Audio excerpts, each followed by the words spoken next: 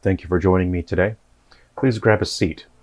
Today, we will be discussing some dialogue that we have seen from Dragon Age: The Veilguard. This is a game that will be launching within the next few days, but we have seen a significant amount of gameplay and glowing reviews regarding the game. In this video, we will be discussing the writing of the dialogue in order to help writers, if you are an aspiring writer or you are working through the education system to learn writing. This video is to help you understand more about the writing process, understanding writing and dialogue for narrative stories on a deeper level, and how to avoid making mistakes that result in weak dialogue.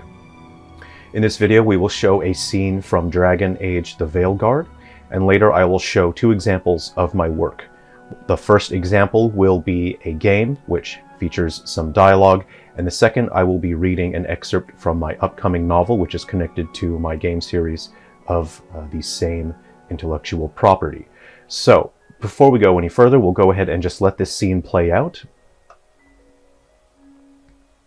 Spoils. The cookies better.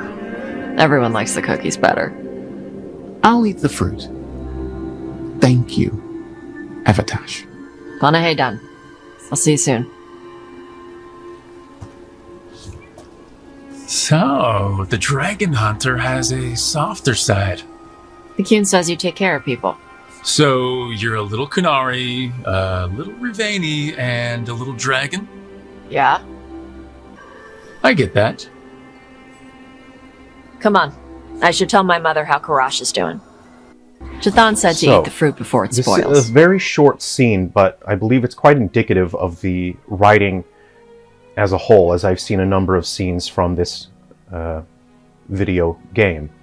Now, I've transcribed the dialogue here, so we will go ahead and break this down. I will explain why it is not great in terms of what it is supposed to achieve, what it is setting out to achieve, how it tries to achieve those objectives, and why it does not function on a higher level in terms of dialogue writing from a narrative mechanical perspective. So, dialogue in any form of media, whether that is a novel, a video game, a film, TV show, a dialogue is an opportunity and a mechanism by which the audience learns about the world and its inhabitants. So every scene containing dialogue is an opportunity for the audience to get to know the characters better and to understand the character relationships to other characters, as well as that character's mental state. So if the dialogue is boring, if characters just say what they are feeling and what they are thinking and what their intentions are, it's very dull. The audience will get very bored of that. If a character says, "How are you feeling?" and another character says, "I am fine," then the character says, "We need to do this," and the next character says, "Yes, let's do that." You have failed entirely as a writer. So let's go ahead and take a look at the dialogue here. More than just fish. Here you go, Shathan? So Shathan said to eat the fruit before it spoils. The objective here is to convince Karash to eat fruit. Karash responds, "I like the cookies better." Tosh responds, "Everyone likes the cookies better." Karash responds, "I'll eat the fruit, thank you." So, within 4 lines of dialogue, we have achieved the goal. Tosh is trying to convince Karash to eat the fruit, but Karash does not want to eat the fruit because Karash likes the cookies better. Tosh's response to this is to say everyone likes the cookies better, and as a response, Karash says, "I'll eat the fruit." Then Tosh says, Panahedon? Panahedon. I'm sorry, I'm unfamiliar with this word. "I'll see you soon." So what is extremely important is the logical flow. As a writer, especially if you're a dialogue writer, you absolutely must have a strong grasp on logical flow. How does one line of dialogue connect to the next? How does it flow into the next? And what we see here is a lack of logical flow. This is not a conversation where logically one line of dialogue leads to the next. We'll go ahead and just read the next of it. For some reason, Karash exits. I don't fully understand the context here. Tosh, and Rook walk away from the campfire. Rook, so the dragon hunter has a softer side. Tosh, the Kun says you take care of people. Here is the perfect example of a complete and utter lack of logical flow. How does this section of dialogue connect to the dragon hunter having a softer side? What about this dialogue here says that Rook has a softer side? There is absolutely nothing here. So this would be an abject failure to connect one line of dialogue to the next. These are lines that have been written and have absolutely no logical flow. So the dragon hunter has a softer side, despite the fact that we have not seen a softer side here. The only line of dialogue that we have to go on is everyone likes the cookies better, which is trying to tell us that means someone has a softer side, if for someone to say everyone likes the cookies better. Then the Tosh responds. So this is the query here. Dialogue consists of two components mechanically, a query and a response. In this situation, the query is, so the dragon hunter has a softer side, and the response is, the Kun says you take care of people. I want you to consider how this response connects to this. How logically does this make sense when it is in response to this? So you're a Kunari, a little Rivani, and a little dragon. Again, consider your logical flow. How does this line of dialogue flow into this one? This is saying that these characters are not actually listening to each other. They are just saying text. They are saying dialogue that exists in its own space. Yeah. This is the very first piece of logical flow in this text here. Yeah. Rook, I get that. Again, this breaks the logical flow. This is not a logical response to say, I get that. It makes no sense. It is not telling the audience anything. It is not telling us anything about these characters' mental states. And in response, Tosh says, come on, I should tell my mother how Karash is doing. This does not have any logical flow. Come on would be to mean that Rook is trying to extend the conversation or to stay in the moment, and Tosh is saying, let's end the moment and move on. However, this does not connect to anything else in the text. It is just there to end the scene. So, every scene, again, this is information if you are an aspiring writer or if you are just interested in the process of storytelling and dialogue writing. Like myself, I'm a significant fan of film, video games, books. So it is important that we need to consider what level of competence a writer has for these works of media, because they will influence aspiring writers. So every scene of dialogue must have an objective. What is the scene accomplishing from a narrative perspective? What information does the character need? And what information does the viewer need? So you need to consider these on many different levels. There are multiple levels to every single scene. How does the dialogue advance either the plot, or how does it change a character's mental state? What is extremely important is the subtext of the dialogue. What does it say about the character's mental state? How does it help us understand these characters more? If none of these objectives are being targeted, then you are wasting the viewer's time and you are only providing filler. It is fluff and you are wasting time. What is so important is to consider, what does the progression of dialogue say about the character's relationship? What does it say about their mental states? I can only gather that Karash does not want to eat the fruit, and Tosh says that everyone likes cookies, and that Karash is easily coerced and easily convinced into eating the fruit because everyone likes cookies. So I can only assume that Karash is a contrarian, and Karash does not want to do what everyone else is doing. I do not have an understanding of the backstory behind these characters. So whether Karash is a contrarian or not, that is the only information that I can extrapolate. But this tells me nothing about these characters' mental states. It means that Karash is easily coerced by a single line of dialogue. The literal words are not the most important part of a dialogue. It is the flow of information, it's the subtext of the information, and it is the engagement with the audience that builds a strong scene. I'm going to use a word to describe a skill level, a level of understanding, and that word is competence. When it comes to performing a task, in this case writing dialogue, you need to describe the skill level. You either have familiarity, which is the first level of skill proficiency. You have familiarity, followed by competence, followed by mastery. Now, there are many levels of competence, there are many levels of mastery, but familiarity is the first level. But familiarity is not competence, so familiarity is incompetence. The writing in this scene, and from other scenes that I've seen from this title, are still at the familiarity stage. Whoever is writing this dialogue, whether that be a person who is early on in their career, who I am not intending to insult, this person is at the familiarity stage of a skill level, which means that they are not competent, so they are incompetent. Whether they are using artificial intelligence to generate this I do not believe that this could be AI generated because it is actually so terrible. I believe that generative AI would actually generate a logical flow of dialogue. So I believe this is created by a human who is incompetent at writing. And there is no other explanation for this. My credentials are in training and assessment, and my work involves professional writing, which I have done for many years, and I will share examples of my work now. First, I will share an example of my game Silver Falls Galaxy Bound Curse for the Game Boy.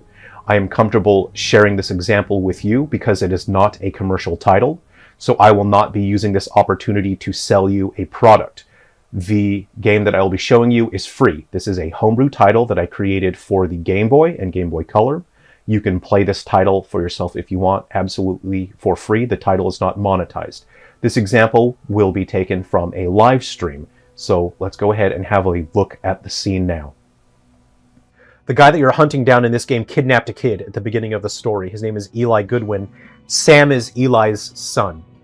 And Eli is mentioned throughout the story. You meet him in Silver Falls Undertakers, which you can also play for free. The link is in the description. You can play it in the web browser. You need a keyboard. Sam Goodwin. So this is Sam, Eli's son. Sam, well, where is your father? Where is Eli? He just left. Sam, there's blood on your head. Are you all right? I couldn't stop him. I wanted to so badly, but I couldn't. Sam, did your father have a child with him? I tried to save the kid. He brought the kid into the house. Sam, whose gun is that? Sam, put down the gun. Dear God, I tried to stop Father. I was finally going to do it. I was finally going to give Father what he deserved. I was going to save the kid, but... What the hell happened? Tell me.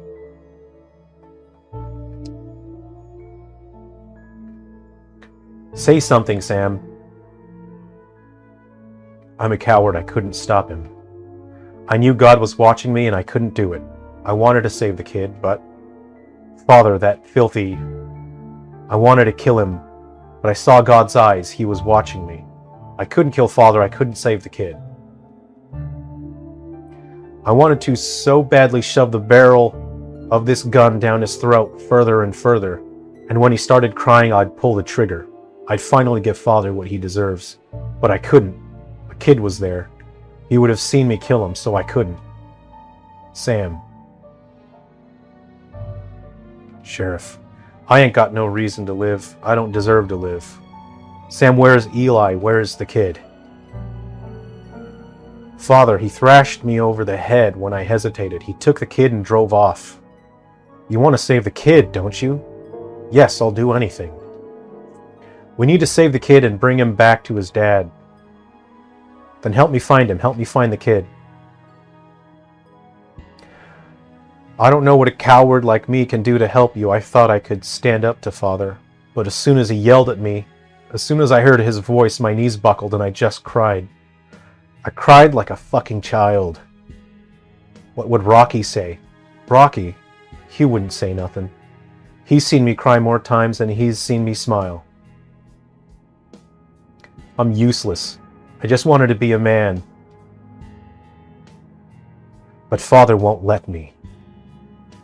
If you want me to hold your hand and comfort you like I'm your daddy, you can keep dreaming. If you want to be a man, then you got to do it on your own. Ain't nobody tell you what to be except yourself. Every second we waste, that kid's life is put in more danger. Now what's it going to be, Sam? You're right, Sheriff. Sorry. Don't say sorry to me. I don't give a shit. Yeah, right. Father, Eli drove east toward Westall Forest. It's going to be hard to find them, but I heard Dodger just finished training his new bloodhound. He showed off how good his dog is at finding things. I bet Dodger and his dog can track down the kid. You should go see Dodger. This is a scene, again, from Silver Falls Galaxy Bound Curse for the Game Boy Color. In this scene, you have characters that need to get information from each other. There is information that we need to give to the audience, and we need the character's mental state to change from one state to another, and this is achieved through that dialogue. Let's go ahead and compare the dialogue again to Dragon Age the Veilguard. Jathan said to eat the fruit before it spoils. I like the cookies better. Everyone likes the cookies better. I'll eat the fruit. Thank you, Evatash. Panahe done. I'll see you soon. So, the Dragon Hunter has a softer side. The Kyun says you take care of people. So, you're a little Kunari, a little Rivani, and a little dragon? Yeah? I get that. Come on. I should tell my mother how Karash is doing. On a deeper level, a narrative scene and dialogue should consider the feeling that the audience should have. What do you want the audience to feel? What do you want the audience to think, not just consciously, but also subconsciously? A competent writer is able to not just consider this, but to employ literary techniques to achieve that reaction from the audience. A competent writer is able to influence both what the audience is thinking consciously, but also subconsciously. So, this is so disappointing. Oh God, this is disappointing. Okay. I will now share a reading from Silver Falls Heavy Shadow. This is a novel from my Silver Falls series. You can read this for free. It's currently in the rough draft state as I finish the novel. I will be selling paperbacks, but it will always be free and available for anyone to read online. I will be sharing this scene because it achieves a similar goal to what we see from Dragon Age the Veilguard, but it achieves its objectives differently. I want you to consider what we've discussed here today in terms of literary techniques and objectives. I want you to pay attention to this reading so you can, for yourself, see the differences between the level of writing. So I will share that with you now. This reading will be from chapter 12. It will be about 10 pages long. And if that's too long for you, it's fine if you would like to check out from the video now. Iron swapped out his old leaf blower for a fresh one, and then returned to his work of moving the leaves from one end of the yard to the other. As the leaves moved from left to right, so did the sun across the sky. Dodger watched, racking his mind to come up with some explanation as for why Iron was doing this. It was starting to drive him crazy. More than an hour passed when the front door opened and Dodger snapped to attention. Finally, something was happening. He watched as the most bitter-faced, pucker-lipped woman he had ever seen marched out of the house, holding some small white cardboard box in her hands. With a buzzsaw-like screech, she spoke, and even from all the way across the driveway, Dodger could hear her words. "What the fuck is wrong with you? Are you trying to poison me? You moron, you know I hate pecans. Jesus God Christ above, you really are useless." The woman shouted at Iron as he shrank more and more, instinctively holding his leaf blower up as if it were a shield that could protect him. He stood silent, motionless, his eyes locked on the ground just before his feet. The woman threw the box at the ground with terrible force before shouting, "Put this in the garbage, you limp-dicked idiot. Lord Almighty, I don't know why God made you the way you are, but he really fucked up." Dodger's jaw nearly hit the floorboard as he watched the scene unfold. The woman stormed back indoors while Iron carefully set the leaf blower on the ground, as if handling a newborn baby that never had the chance to be born. Iron picked up the crumbling white box from the ground. He stared down at it for nearly 2 minutes as his body shuddered, his shoulders trembling.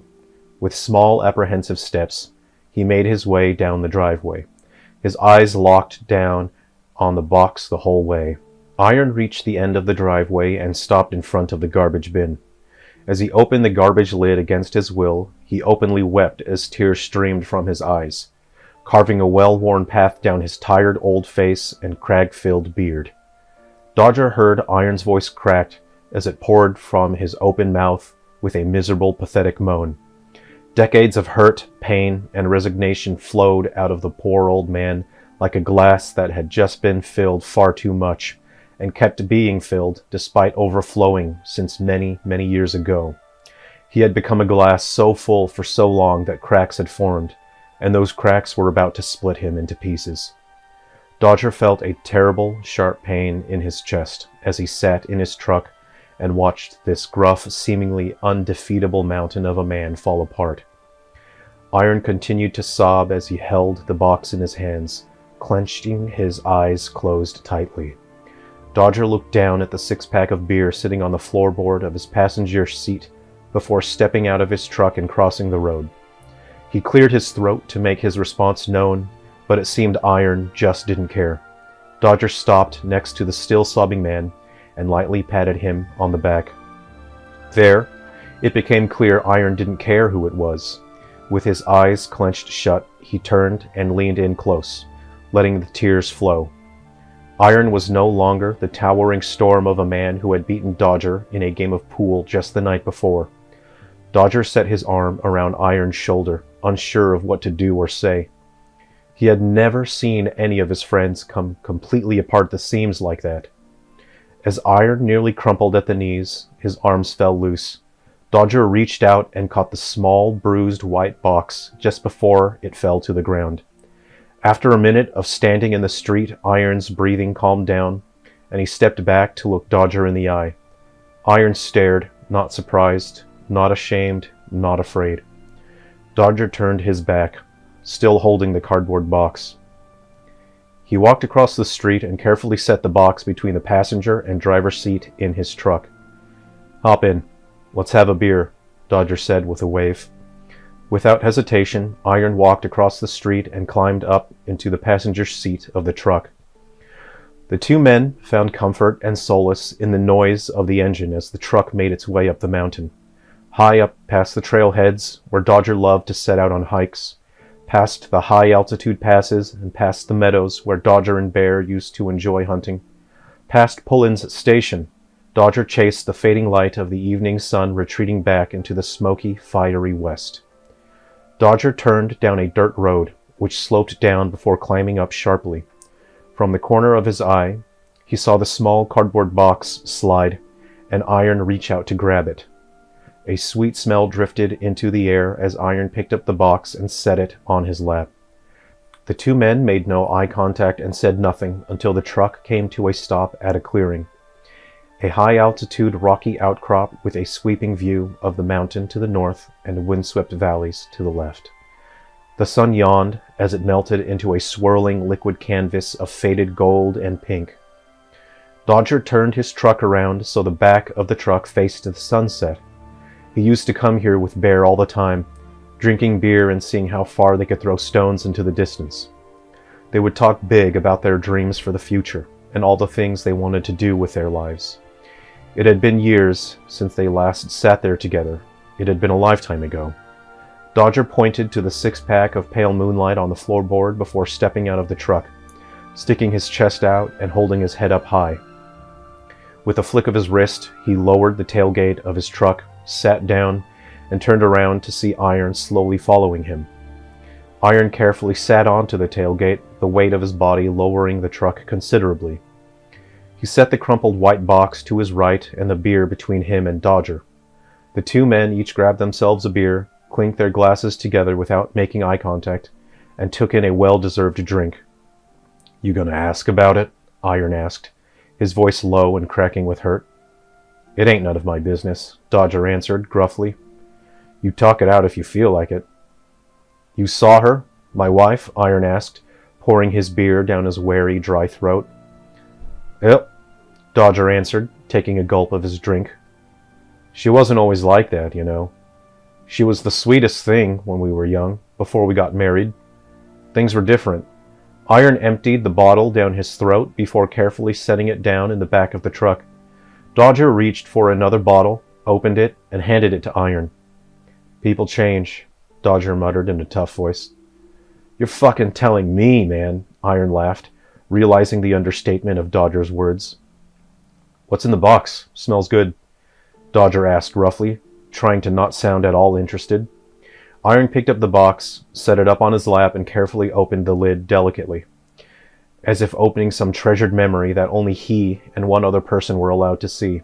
Inside, some cake that surely at one point had been delicately crafted with the utmost care and love was now a crushed dream, nothing but scattered pieces of something that had once meant something to someone. Key lime and pecan cheesecake. We had it on our first date. She said she loved it. Said it would be her favorite forever. We had it at our wedding. She looked so happy then. I guess I'm just a fucking idiot. I thought if I gave her this cake today on our anniversary, it'd remind her of... I don't know. Something, I guess. I got no fucking clue. Iron spoke, his voice clearing and tightening up. Dodger wasn't sure what to say to that. Not even Carol ever got this emotional. Instead, Dodger said the first thing that came to his mind. "Sorry. The beer's warm. It's shit." Dodger finished the rest of his drink. "This is the best beer I've had in years." Iron's voice wavered as tears flowed from his eyes, shimmering in the golden light of the setting sun. Dodger turned away to avoid making eye contact, listening to Iron sniffle. Dodger opened another set of drinks, handed one to Iron, not looking toward him. Dodger turned around and reached into a toolbox in the truck bed, retrieving a large paper bag. Carefully, slowly, Dodger removed a rectangular object wrapped in towels. On the back of the frame, Dodger noticed the words Dan Austin and Iron Austin written proudly in permanent marker.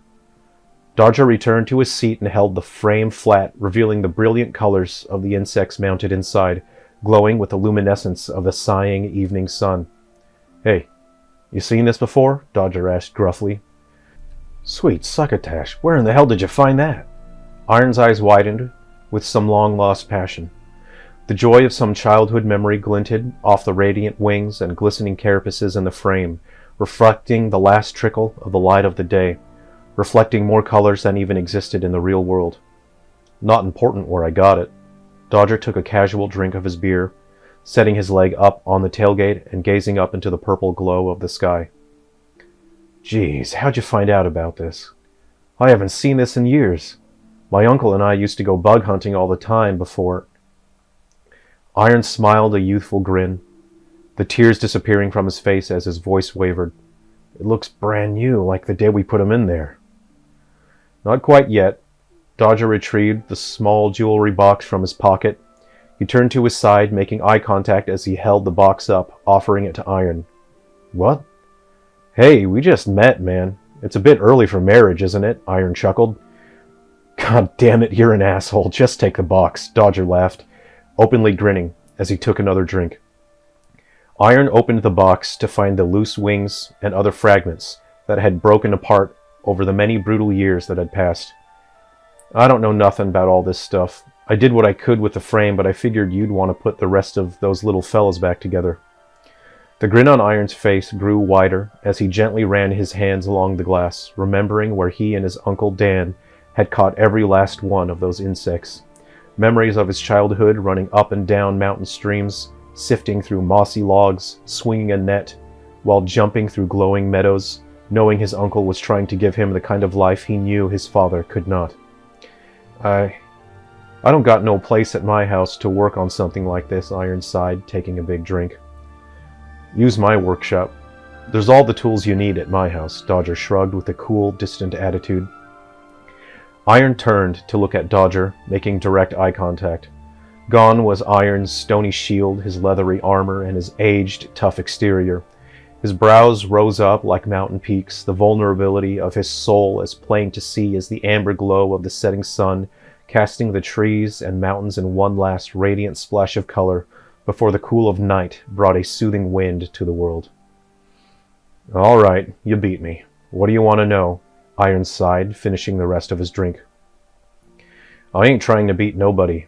You're either a good man or a bad man. That's all I care about, Dodger shrugged. Iron took a slow, deep breath, taking in Dodger's words. What do you want to know about Bull Brandish? I heard you've been asking around about him, Iron exhaled, his eyes and soul clear as stars in the night sky for the first time in decades. Bull Brandish. He's been talking to a lot of folks around town. He never talks to nobody. This past month or so, with all them lights in the sky, he's suddenly real talkative. I wanted to ask you what he talked to you about, Dodger said, taking an easy sip from his drink. Oh, yeah. Bull heard somebody was interested in taking up Golden Ridge Ranch, you know, my Uncle Dan's old property. But seeing as how you track down these old bugs, I guess you already know about my uncle. Well, Bull told me under no circumstances should I let anyone buy that property, much less move on to it. Iron said easily, as if speaking to a friend of many years. We got in a bit of a tussle. I told him it was none of his business what I do with Uncle Dan's ranch. Did he say why? Dodger asked, his brow furrowing as he tried to put the pieces together. He didn't explain real good. He only said something about dangerous animals or something. Iron shrugged as he emptied the rest of his drink. Dodger opened the last beer bottle and handed it to Iron, who took it with a confused look. Ain't this one yours? I gotta drive our asses back to town. You have it. Dodger leaned back, watching the very last of the sun's whispers fade from the sky. Did he say anything about them funny lights in the sky folks around town have been seeing lately? No, he didn't say nothing about that. But I got a feeling you want to ask about the ranch. Iron took a sip from his drink. I ain't gonna ask anything you don't want to talk about, Dodger shrugged. Jeez, man, look at the day I'm having. Ask me anything you want. Iron grunted, picking up some of the gruff exterior he had shed away over the course of the day. For years, Dan told people about lights he used to see around the ranch. He talked about weird shit that used to happen there. Animals getting ripped clean in half down the middle, trees getting picked up and moved in the middle of the night. Do you believe in all that? Dodger finally asked, letting go of a tension that had been building up inside of him. For a brief moment, a look of hurt and anger flashed across Iron's face, but looked down at the frame in his hands, and the saving moment of brotherhood that Dodger had shared with him.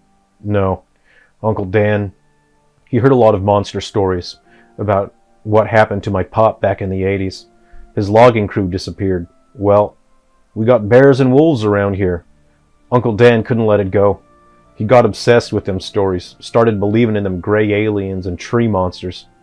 He drank to cope with the stress, and one day he just fell into a bottle, and, well, with the shape of a whiskey bottle, there ain't no climbing out. Uncle Dan was a good man who fell apart, and he wouldn't even let me try to save him. Iron let the words that had been building up within him for years finally escape, out there into the cooling night air. The only monsters in this world are the ones we fail to raise into good people. The two men sat in silence as they listened to a soft blue breeze brush the tops of the trees around them. Dodger processed the information Iron had given him, understanding then that Bull indeed knew more about Golden Ridge Ranch than Iron knew. Still, there were people in town missing, and Bull must know more about what is happening. Bull must know animals like the cougar that attacked Dodger were more common than people realized. Well, I don't know what to do with this damn cake. Chuck it over the cliff, I guess, Iron grunted roughly, his voice returning to that of the powerful man Dodger had first met in the bar the night before. Why? Don't you like that cake? Dodger asked, scratching his mustache. I like this cake a lot. But that woman, she ruined it for me. She ruined a lot of things for me, Iron said, the muscles on his forearms tightening up. Things that get broken can be fixed. Things that get ruined can be unruined. A man can't let other people go around destroying things that he likes, Dodger explained in his coolest, gruffest voice. Iron looked to Dodger with a look of awe and vulnerable admiration. If you like that cake, let's eat that fucking cake. Don't let nobody ruin your cake. Yeah, you're right. You got any spoons or anything? A great big smile grew on Iron's face. Spoons? Come on. We're Silver Falls boys, aren't we? We don't need no spoons. Dodger grunted as he reached over with his bare hand and grabbed a chunk of the key lime and pecan cheesecake sitting on Iron's lap, tearing through decades of pain and resentment. Iron gasped with shock as he watched Dodger carelessly jam a handful of cake into his mouth. Dodger grinned for a moment before swiping his bare paw-sized hand down into the cake that he had loved, hated, and feared for so many years of his life, tearing into it with nothing but his own strength and force of will. He followed Dodger's example, jamming a handful of cake into his mouth with reckless abandon, and it was damn good cake. Iron had decided, and knew, at that moment, that he would never again let anyone stop him from eating his cake. And we'll leave it there.